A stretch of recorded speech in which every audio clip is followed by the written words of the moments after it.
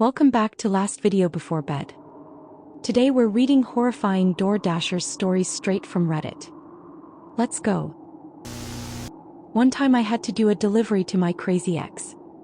We hadn't spoken in over a year after our tumultuous breakup, and the memories of our last fight still haunted me like a specter. The arguments, the tears, the way she had thrown my favorite mug against the wall in a fit of rage, it all played back in my mind like a bad movie. I had moved on, or so I thought, until I saw her address pop up on my app. At first, I hesitated, staring at the screen in disbelief. Delivering to Sarah felt like stepping into a minefield. One wrong move and I could trigger an explosion of emotions. The thought of facing her was unsettling, but I needed the money. My rent was due and I had bills piling up. Reluctantly, I accepted the order, a sinking feeling settling in my stomach. As I drove toward her place, the street seemed darker than usual, the night air thick with tension. What if she remembered me? What if she had some unfinished business, something she wanted to say? My mind spiraled into worst-case scenarios. What if she had a new boyfriend who would see me on her doorstep? What if she tried to pick a fight, or worse, tried to pull me back into her chaotic world? When I arrived, I parked in front of her apartment complex and took a deep breath, trying to steady my nerves. The building looked the same, dimly lit with peeling paint and the smell of stale cigarettes lingering in the air. The flickering streetlight cast long shadows, making the place seem even more foreboding. I grabbed the food, my hands trembling slightly, and made my way to her door, each step feeling heavier than the last. I knocked, and it felt like an eternity before I heard shuffling from inside. My heart raced and I could feel the sweat trickling down my back. I wanted to turn and run, but I was rooted to the spot, haunted by memories of our relationship, the spontaneous adventures that had turned into explosive arguments, the laughter that had morphed into tears, the love that had ultimately turned sour. Finally, the door creaked open and there she was. Sarah looked different, her hair disheveled, her eyes wide and almost wild. "What are you doing here?" she asked, a hint of surprise mixed with something darker. "Just delivering your food," I replied, trying to keep my voice steady, though it trembled slightly. She took the bag without a word, but her gaze lingered on me longer than necessary, as if she were trying to decipher a puzzle she'd left unsolved. Just when I thought I could leave, she stepped back, blocking the doorway with an unsettling smile. "You know, I've missed you," she said, her tone shifting from surprise to something more sinister. "I've really missed you." A knot tightened in my stomach, a primal instinct telling me to get out of there. "I need to go," I said, my instincts screaming at me to flee. But she didn't budge. "You can't just leave. Why don't you come in for a minute? We can talk. Just like old times." My mind raced, and I could see the flicker of something unstable in her eyes, a hint of the obsession that had driven me away in the first place. I remembered the way she had obsessively texted me for days after our breakup, how she had shown up at my apartment unannounced, and how she had tried to manipulate our mutual friends into taking her side. "I really can't," I insisted, backing away slowly, my heart pounding louder with each passing second. Suddenly, her expression darkened, and I felt a cold wave of panic wash over me. "You think you can just walk away? You never really wanted to be with me, did you?" Her voice was low and dangerous, echoing through the night. Before I could respond, she slammed the door shut and I could hear the locks clicking into place. Panic surged through me, a visceral reaction that propelled me into a sprint back to my car. My heart raced as I fumbled with my keys, glancing back to see her shadowy figure watching me through the window, a haunting silhouette that sent shivers down my spine. Just as I started the engine, her door burst open and she ran toward my car, her face twisted with rage, a visage I had never seen before. "You can't leave me," she screamed, her voice tearing through the night like a banshee's wail. I slammed the gas pedal, tires screeching as I sped away, adrenaline flooding my system. I didn't look back, but I could feel her eyes burning into my soul, a chilling reminder of what I had just escaped. I didn't finish the last delivery of the night.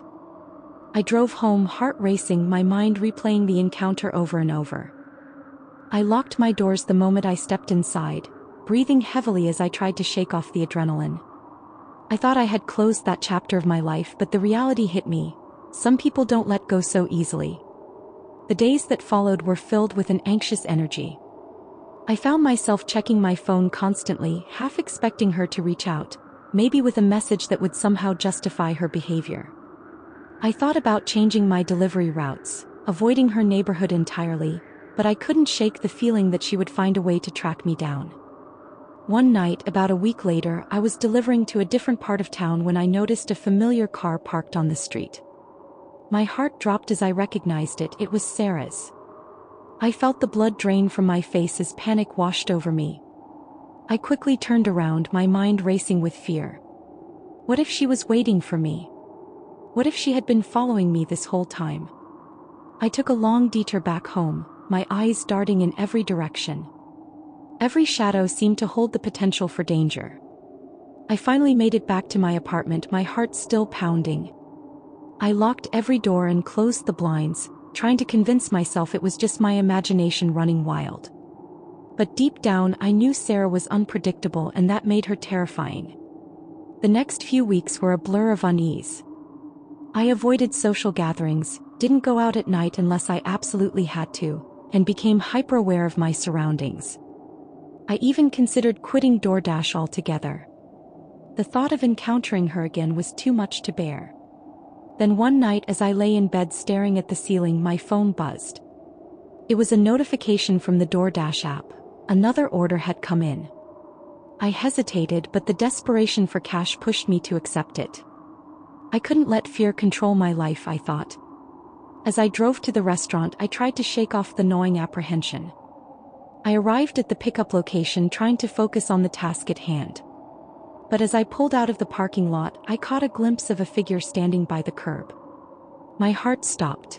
It was her. Panic surged through me, and I made a snap decision. I turned the car around and sped away, leaving the order unfulfilled. I didn't care about the money anymore. I just wanted to escape. I drove for what felt like hours, my heart racing and my mind racing with thoughts of Sarah. I couldn't believe how much control she still had over my life. I finally made it home, my pulse still racing. I locked the doors and sat in silence, listening to the night. That's when I received another notification. This time it was a text from an unknown number. My heart sank as I read the words, "You can't run from me forever. I'll always find you." Chills ran down my spine as I realized that the nightmare wasn't over. I had been so foolish to think I could escape her grip. I knew then that I had to take action. I couldn't live in fear anymore. I decided to file a restraining order, gathering my evidence and preparing for what may come next. I also reached out to friends, letting them know what was happening. It was time to take back my life. I'll never forget the night I was out delivering for DoorDash. It started like any other evening. A few orders, some light traffic, and the usual sense of urgency to get food to hungry customers. But I quickly learned that this night would be different. It was around 10 p.m. when I received an order from a small restaurant in a sketchy part of town. The customer's address was in a well-known area for late-night trouble, but I thought, how bad can it be? I accepted the order and headed out. As I drove through the dimly lit streets, I couldn't shake the feeling that I was being watched. My headlights pierced through the darkness and shadows danced along the sidewalks. I dismissed it as paranoia until I noticed a car trailing me closely. It was a beat-up sedan, its headlights flickering ominously like a predator stalking its prey. I turned left, then right, trying to shake off my tail. The car mirrored my movements and my heart began to race.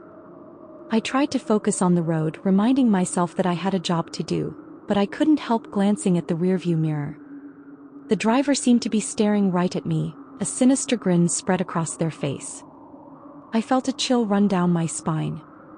As I approached a red light, I made the split-second decision to turn instead of stopping. I didn't want to be trapped at a light with that car behind me. I sped down a narrow street, praying it wouldn't lead me deeper into danger. But then, without warning, the sedan roared around the corner, cutting me off. I slammed on the brakes, my tires screeching against the asphalt. In that moment, everything seemed to slow down. I could see the driver's face, a twisted mask of excitement and malice as they swerved toward me. I barely managed to regain control of my car, veering to the right to avoid a collision. My heart was pounding in my chest, adrenaline coursing through my veins. I sped down the street, desperately searching for a safe place to pull over. The sedan followed, relentless. Finally, after what felt like an eternity, I spotted a gas station ahead. I floored it, my tires screeching once more as I made a sharp turn into the parking lot. I jumped out of the car and ran inside, my body shaking. I glanced out the window, my breath hitching in my throat, expecting to see the sedan pull in after me. But it never did. The car simply sped past, disappearing into the night. I stood there, heart racing, feeling like I had just escaped a horror movie. After a few minutes of collecting myself, I returned to my car, shaken but determined to finish my delivery. I drove to the customer's house, handed over the food, and then headed straight home, vowing never to take another order in that area at night. Looking back, I still wonder who that driver was and what their intentions were. I just thank my lucky stars that I made it out unscathed. So, to all my fellow DoorDashers, be careful out there. You never know what or who might be lurking in the shadows. I've been a DoorDasher for a little over a year now, and I've had my fair share of strange deliveries, but nothing prepared me for this night. It was a chilly October evening and I was working the dinner shift. The orders were coming in steadily until I got one that stood out. A delivery to an old, decrepit house on the outskirts of town. The address looked familiar, and for a moment, I felt a shiver down my spine. I remembered hearing rumors about that house, abandoned for years, supposedly haunted by the spirits of its former residents. Despite the unease settling in my stomach, a delivery is a delivery, so I accepted the order and headed out. The closer I got to the house, the more the atmosphere changed. The street lights flickered, and the wind howled as if warning me to turn back. But I pressed on, arriving at the house just as the sun dipped below the horizon. The place looked worse than I remembered. It was surrounded by overgrown weeds, and the paint was peeling off the wooden siding. I parked my car and grabbed the food, nervously glancing around. As I walked up the creaky steps, I couldn't shake the feeling that I was being watched. I knocked on the door, and after a few moments, it creaked open. A figure stood in the doorway, wrapped in a tattered shawl that obscured their face. "You have my food?" they asked, their voice raspy and hollow. I handed over the bags, trying to keep my composure. "Enjoy your meal," I said, ready to bolt back to my car. But as I turned to leave, I heard a soft whisper behind me. "Stay. Just for a moment." I froze. The air around me felt thick, and an inexplicable dread washed over me. "I really can't. I have other deliveries," I stammered, backing away slowly. "Please," the figure pleaded. Suddenly, I caught a glimpse of their face, a gaunt, pale visage that sent my heart racing. "I don't get many visitors." At that moment, I turned and sprinted down the steps, adrenaline pumping through my veins. I could hear the figure calling after me, but I didn't stop until I was back in my car, heart racing and hands shaking. As I drove away, I glanced in the rearview mirror. The figure stood on the porch, watching me leave, their hollow eyes glinting in the moonlight. I didn't make any more deliveries that night. To this day, I wonder who or what I delivered that food to. All I know is I'll never forget that haunted house, and I'll definitely think twice before taking an order from a creepy location again. I've been delivering for DoorDash for a while now, and most of my experiences have been pretty standard. Nothing too wild, just late-night food runs and the occasional awkward interaction. But one night, everything changed when I got an order that sent chills down my spine. It was a chilly Friday evening, and I was already feeling the fatigue of a long shift when I received a request from a customer named Mark. The address was in my usual delivery area, but something about it felt off. I shrugged off the unease and accepted the order, thinking it was just another late-night pizza run. As I drove toward the address, I couldn't shake the feeling that I was being watched. The streets were eerily quiet, and my headlights seemed to cut through the darkness like a knife. I arrived at a modest-looking house, its porch light flickering ominously. Taking a deep breath, I grabbed the pizza and made my way to the front door. I knocked, and after a moment the door creaked open. Standing there was a man in his early 30s, his expression unreadable. "You're late," he said, his voice flat. I glanced at my watch. I was only a few minutes past the estimated delivery time. "Sorry about that," I replied, trying to keep it casual. But as I handed him the pizza, I noticed something unsettling about his gaze. It felt as if he was sizing me up, examining me more than just a customer would. "That'll be $15.99. He didn't reach for his wallet right away. Instead, he stepped back, allowing me to cross the threshold a little further. "You know, I've seen you around here before," he said, a strange smile creeping onto his face. "You usually deliver to the Smiths, don't you?" I felt a knot tighten in my stomach. "Yeah, I do sometimes," I said cautiously, trying to remain calm. "They order a lot." He chuckled softly, but there was something sinister in his laughter. "You know, I've delivered to the Smiths too. Nice people. But you. I know you better than that. You're always driving that red Honda, right?" I forced a smile, but my heart raced. Yeah, that's me. How did he know that?" I tried to play it off, but the way he spoke sent shivers down my spine.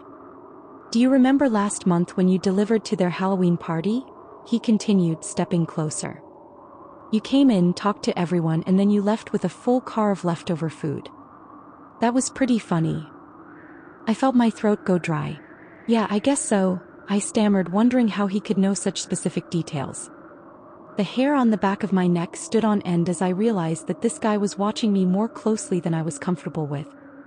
"Anyway," he said, breaking the tension, "I've always wondered what it would be like to be in your shoes. Driving around, meeting all sorts of people, delivering food." His eyes glinted and I felt a chill run down my spine. "Look, if you could just pay for the pizza," I said, my voice wavering. "I really need to get going." But he wasn't done. "You know, it's funny how small this town is. I've seen you at the grocery store too. You always buy those protein bars and that weird energy drink. You must really like it. What's it called again?" "Oh right, Ultra Boost." I took a step back, my instincts screaming at me to leave. "Listen, I really have to go," I insisted, but he blocked my path, his demeanor shifting from friendly to predatory. "You don't have to be afraid," he said, his voice dropping to a low whisper. "I just want to know you better. We could be friends, you know. I could help you with your deliveries. I know the best routes around here, and I've got some great ideas for boosting your earnings." Panic surged as I realized I was trapped. This guy knew too much about me, not just where I delivered, but details that were supposed to be private. I could feel my heart pounding as I searched for an escape route. "Please, just let me go," I said, my voice shaky. His eyes narrowed, and for a moment I thought he might actually harm me. "You're not going anywhere until you hear me out. I could be your best resource in this town. You just have to trust me." In that moment, something snapped inside me. I pushed past him, bolting for the door. "I'm done. I'm leaving," I yelled, throwing the pizza onto the floor. He lunged for me, but I was quicker. I burst through the doorway and sprinted to my car, fumbling with my keys as I glanced back. I could see him standing in the doorway, a twisted expression on his face, watching me with an unsettling calmness. I finally got the door open and jumped inside, slamming it shut. My hands shook as I started the engine and sped away, not daring to look back. I drove aimlessly for a while, my heart racing, trying to process what had just happened. The streets blurred past me as I fought to calm my breathing. I couldn't shake the feeling that I was being followed, that he was somehow tracking my every move. When I finally got home, I locked every door and double-checked the windows. I felt like I was living in a horror movie, and the scariest part was that I couldn't escape the reality of what had just transpired. The next day, I filed a report with DoorDash and the local police, but I knew deep down that I had to change my routines. I stopped delivering to certain areas and avoided late-night shifts. The fear of running into him again loomed over me like a dark cloud. Weeks passed and life slowly returned to normal, but I remained hyper-aware of my surroundings. I started carrying pepper spray and kept my phone charged just in case. I told friends about the incident, but they dismissed it as a bad experience. They couldn't understand the gravity of the situation. It was a Friday evening and I was working late to make some extra cash. The weekend rush always brought in more orders and I was determined to capitalize on it. I had just picked up an order from a popular local burger joint, the smell of greasy fries and juicy patties wafting in the air, and was on my way to a neighborhood that I wasn't too familiar with. As I navigated through the dimly lit streets, I glanced at the address and felt a twinge of unease. The area looked deserted with only a few flickering streetlights illuminating the cracked pavement. The houses were old and worn, some with peeling paint and others seemingly abandoned. I parked my car, scanning the surroundings carefully. There was an eerie silence, broken only by the sound of rustling leaves in the wind. It felt off, but I brushed it off, telling myself that it was just a late-night delivery. After all, I had made it this far without incident. I grabbed the food and made my way to the house. As I approached the door, I noticed a figure lurking in the shadows across the street. He was tall, wearing a dark hoodie and baggy jeans, and I could barely make out his face in the dim light. My gut instinct told me to turn back, but the customer was waiting and I didn't want to cancel the order. I thought about how frustrated I'd be if someone canceled on me for no good reason. I knocked on the door and a moment later it swung open. A young woman appeared, looking relieved. "Thank you. I've been waiting forever," she said, her voice filled with a mix of gratitude and anxiety as she took the bags from my hands. Just as I was about to turn to leave, I heard footsteps behind me. I turned around to find the guy from across the street standing right behind me, his expression menacing. The streetlight illuminated his face just enough for me to see the glint in his eyes. "Hey buddy," he said with a sneer, "hand over the food." My heart dropped, pounding so loudly that I was sure he could hear it. "What? This is for the customer," I replied, trying to keep my voice steady, though my throat felt dry. I could feel a cold sweat forming on my brow as I assessed my options. He stepped closer and suddenly, I felt the cold metal of a knife pressed against my side. I said, "Give me the food. Now." The threat in his voice was clear, and panic surged through me as I realized I was in a very dangerous situation. I looked at the woman and her face had drained of color. She was frozen, eyes wide with fear as she took a small step back. "Please just take it," she whispered, clearly terrified. I could see the desperation in her eyes and it made my decision even harder. With no other choice, I handed over the bags, my hands trembling as I did so. The thief snatched them and took a step back, still pointing the knife at me. "You think you're tough, huh?" he spat before turning to run down the street. I stood frozen for a moment, processing what had just happened. The woman looked just as shocked as I felt, and we both stood there in silence, the reality of the situation sinking in. I felt a wave of shame wash over me for not being able to protect the food or myself. After what felt like an eternity, I finally managed to regain my composure and quickly called the police to report the incident. As I recounted the details over the phone, I felt adrenaline coursing through my veins. The operator assured me that help was on the way, but I couldn't shake the feeling of vulnerability. I exchanged a glance with the woman, who was still pale and wide-eyed. "I'm so sorry," I said, trying to offer some comfort. "I didn't think anything like this would happen." He nodded, still shaken. "I didn't either. I just wanted my dinner." We shared a nervous laugh to break the tension, but it only highlighted how surreal the situation was. When the police arrived, they took my statement and asked if I could provide a description of the thief. I did my best to recall every detail, but the fear had clouded my memory. After they left, I felt a mix of relief and worry. I didn't finish the delivery, and I was too rattled to continue working that night. The experience left me shaken. I couldn't stop replaying the events in my mind, feeling the cold steel against my side and the rush of fear. I learned a hard lesson about being cautious and aware of my surroundings. Now, whenever I get a delivery to a sketchy area, I always think back to that night and the knife-wielding thief who stole not just the food, but a piece of my confidence as a dasher. That night haunted me for weeks.